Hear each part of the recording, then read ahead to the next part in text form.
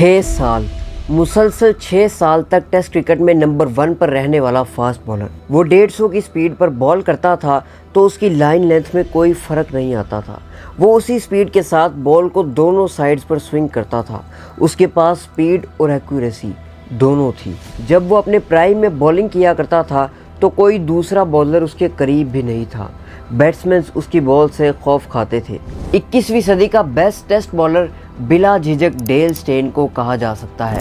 मुसलसल 2356 दिनों तक नंबर 1 टेस्ट बॉलर रहना किसी आम बॉलर के बस की बात नहीं, पर वो डेल स्टेन थे जिन्होंने अपना डर बड़े बड़े बैट्समैन के सामने बना कर रखा था। लेकिन फिर आखिर किस तरह इस नंबर 1 बॉलर का कैरियर इंजरी ने ख़त्म कर दिया।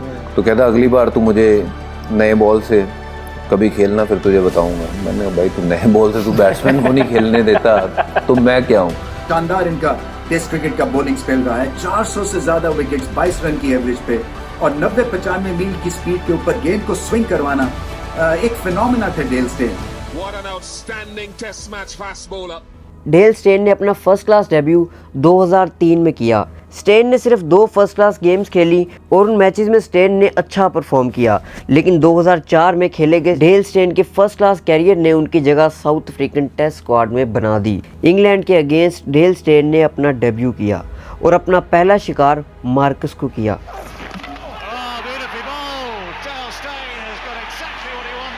इस सीरीज के चौथे टेस्ट मैच में स्टेन ने 9 ओवर्स में 8 नो बॉल्स की और स्टेन को काफ़ी मार भी पड़ी और इस मैच के बाद डेल स्टेन को टीम से ड्रॉप कर दिया गया।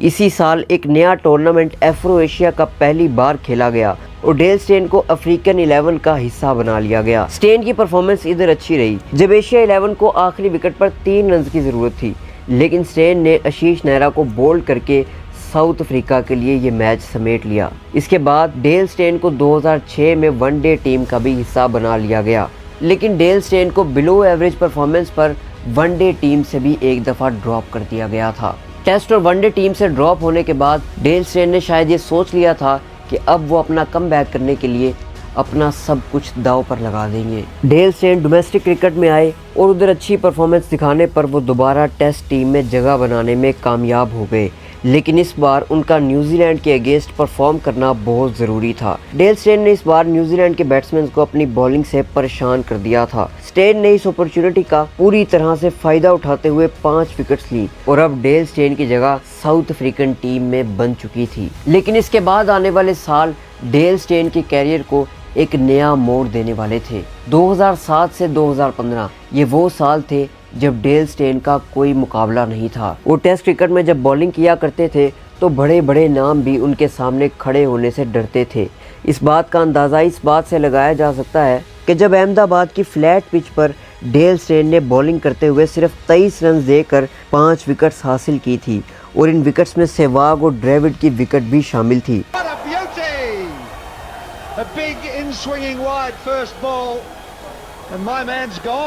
इस मैच में इंडियन टीम सिर्फ 76 रन पर ऑल आउट हो गई थी।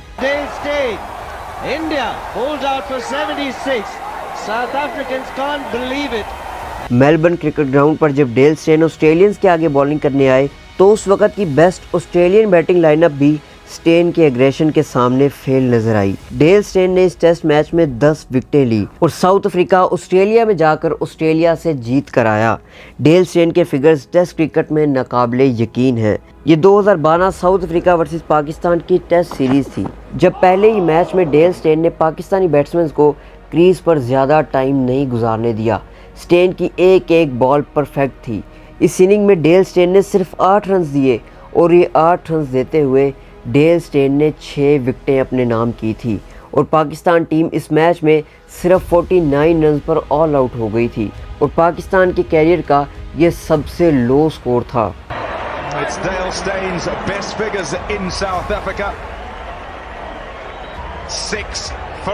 इसी दौरान डेल स्टेन ने मुसलसल 6 साल तक टेस्ट रैंकिंग में नंबर 1 पर राज किया था। वो 2356 दिनों तक नंबर 1 टेस्ट बॉलर रहे थे और ये किसी भी बॉलर की तरफ से नंबर 1 रैंकिंग पे गुजारा गया सबसे लंबा टाइम स्पैन था। टेस्ट क्रिकेट के साथ साथ वनडे और T20 में भी डेल स्टेन का कोई जोर नहीं था। जब रोहित शर्मा जैसा बैट्समैन डेल स्टेन को वनडे में फेस करने आया तो डेल स्टेन ने 15 में से एक भी बॉल रोहित शर्मा के बल्ले से टच नहीं होने दी। एक गेंदबाज जिसको खेलने में सबसे ज़्यादा प्रॉब्लम हुई, एक गेंदबाज स्टेन, डेल स्टेन। तेज़ रफ्तार के साथ लेट स्विंग ही डेल स्टेन की खासियत थी। वर्ल्ड कप 2011 में इंडिया के खिलाफ नागपुर वाले मैच में स्टेन ही थे जिन्होंने 50 रन देते हुए 5 विकेटें ली थी और फेवरेट टीम इंडिया को वर्ल्ड कप में हराया था। 2014 T20 वर्ल्ड कप में डेल स्टेन का श्रीलंका के अगेंस्ट किया गया वो लास्ट ओवर नहीं बुलाया जा सकता, जब श्रीलंका को 6 बॉल्स पर सिर्फ 7 रन चाहिए थे और 5 विकेट्स भी हाथ में थी। लेकिन जब तक डेल स्टेन जैसा बॉलर हो ये स्कोर भी मुश्किल लगता है। डेल स्टेन ने इस ओवर में 1 चौका खाया और 3 विकेटें ली और साउथ अफ्रीका को ये मैच भी जितवा दिया था। कुल मिलाकर तीनों ही फॉर्मेट्स में अब डेल स्टेन का मुकाबला नहीं था। लेकिन फिर आया 2015 का साल। अब तक तो डेल स्टेन के लिए सब कुछ बहुत परफेक्ट चल रहा था। बांग्लादेश के टूर पर स्टेन ने अपनी 400 विकेट्स पूरी की और ये माइलस्टोन उन्होंने 16,634 बॉल्स के साथ पूरा किया था और बॉल्स के हिसाब से देखा जाए तो 400 विकेट्स लेने वाले वो तेज़ तरीन बॉलर बन चुके थे।